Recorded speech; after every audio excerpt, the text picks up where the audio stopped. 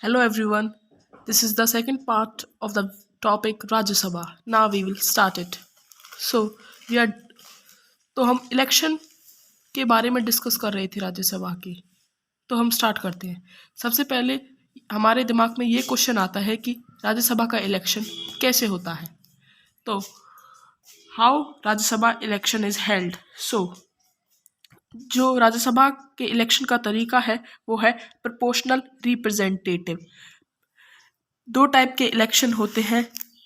एक तो होता है FTP, first pass the post system, and दूसरा होता है proportional representative. First pass the post system में जिसको ज़्यादा सीट मिलती है वही विनर होता है। इसमें मेजॉरिटी की ज़रूरत नहीं है। अगर किसी कैंडिडेट को 20% वोट मिल रही है और सारे कैंडिडेट को 20% से नीचे वोट मिल रही है तो 20% वोट वाला ही कैंडिडेट जीतेगा, और जो अदर कैंडिडेट को वोट मिल रही है 20% से नीचे वो वेस्ट मानी जाएगी, उनका कोई फ़ायदा नहीं है।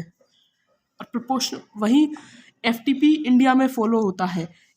और रही बात प्रोपोर्शनल रिप्रेजेंटेटिव की, प्रोपोर्शनल रिप्रेजेंटेटिव में ऐसा होता है कि एक कैंडिडेट को 20% वोट मिल रही है, दूसरे कैंडिडेट को 15% वोट मिल रही है, तीसरे कैंडिडेट को 10% वोट मिल रही है। तो वोट के हिसाब से ही उनका पार्लियामेंट में सीट होंगी। इसमें ये नहीं है कि जिसको सबसे ज़्यादा वोट मिलेंगी वही जीतेगा। इसमें मेजॉरिटी की ज़रूरत है। मतलब अगर जीतने के लिए 50% वोट चाहिए ही है। मतलब जितनी वोट मिलती है उतनी ही पार्लियामेंट में सीट मिलती है। और रही बात FTP की, जिसको पहले कैंडिडेट से कम वोट मिलेंगी वो वेस्ट में मानी जाएगी, उनको पार्लियामेंट में सीट नहीं मिलेगी। तो हम आते हैं। तो राज्यसभा का इलेक्शन प्रोपोर्शनल रिप्रेजेंटेटिव से होता है with single transfer vote. Means सब कैंडिडेट जो उनको इलेक्ट करेंगे वो अपनी सिंगल ट्रांसफर वोट, मतलब वो अपनी प्रेफरेंस लिखेंगे। अगर 4 कैंडिडेट खड़े हो रहे हैं तो वो लिखेंगे फर्स्ट प्रेफरेंस में A है, सेकंड प्रेफरेंस में B है, थर्ड प्रेफरेंस में C है, फोर्थ प्रेफरेंस में D है। उन्हें इसी हिसाब से इलेक्ट हुआ जाएगा। ओके, नाउ द सेकेंड, दूसरा क्वेश्चन हमारे दिमाग में ये आता है हु, कौन उन्हें इलेक्ट करता है। हमने ये सोच लिया कि वो कैसे इलेक्ट होते हैं, हाउ। नाउ अब हमारे दिमाग में एक क्वेश्चन आता है हु, कौन इलेक्ट करता है। तो सिंपल आंसर है member of the state legislative assembly. Means अगर हरियाणा में से राज्यसभा के लोग जाएंगे तो उन्हें हरियाणा के MLA इलेक्ट करेंगे। Now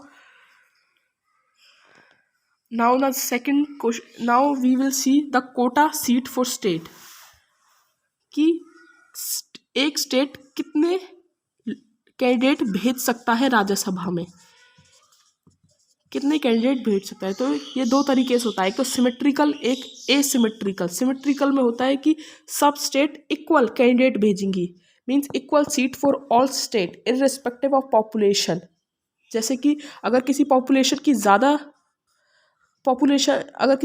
ज़्यादा पॉपुलेशन है, किसी स्टेट की कम पॉपुलेशन है, इसको नहीं देखा जाएगा। सब स्टेट जितने स्पेसिफिक कैंडिडेट ही भेजेंगी। जैसे आप एग्जांपल ले सकते हैं USA का। USA में 50 स्टेट है, तो 50 स्टेट है तो हर स्टेट 2 ही कैंडिडेट भेज सकता है। मतलब उनकी सीनेट में 100 सीट है। मतलब ये नहीं देखा जाएगा किस स्टेट की पॉपुलेशन ज़्यादा है, किस स्टेट की पॉपुलेशन कम है। हर स्टेट 2 ही कैंडिडेट भेजेगा। ओके, और वहीं हम दूसरी की बात करें जो कि इंडिया में फॉलो होता है, वो है एसिमेट्रिकल, जो कि different seat according to size और पॉपुलेशन। एसिमेट्रिकल में ये देखा जाएगा जिस स्टेट की पॉपुलेशन ज़्यादा है उस स्टेट में ज़्यादा कैंडिडेट भेज जाएंगे, जिस स्टेट में कम है उस स्टेट की सीट कम होंगी। जैसे कि जैसे कि हमें पता है यूपी की पॉपुलेशन ज़्यादा है, सबसे ज़्यादा है, तो वो 31 सीट ज़्यादा भेजता है। और मिज़ोरम में पॉपुलेशन कम है तो वो खाली बस 1 सीट भेजता है। ये सीट अलॉट की गई है, ये पॉपुलेशन के बेसिस पर की गई हैं, जो कि सेंसस 1971 का है। इसको बदला नहीं गया है। इसका एक डिसएडवांटेज भी है कि ऐसे तो जो मिज़ोरम की प्रॉब्लम्स है वो सेंट्रल तक पहुंच ही नहीं पाएंगी, और यूपी की जो सारी पॉपुलेशन है वो सेंट्रल तक पहुंच पाएंगी। इसलिए इसका एक डिसएडवांटेज भी है, जबकि सिमेट्रिकल में सारे स्टेट की पॉपुलेशन सेंट्रल तक पहुंच पाएंगी, और इसमें इक्वलिटी ऑफ स्टेट भी है। सिमेट्रिकल का भी एक डिसएडवांटेज ये है कि उसमें ज़्यादा पॉपुलेशन को उतनी ही सीट है जितनी कम पॉपुलेशन वाले की है। Now I will end this video, further we will discuss on the next video. Thank you very much.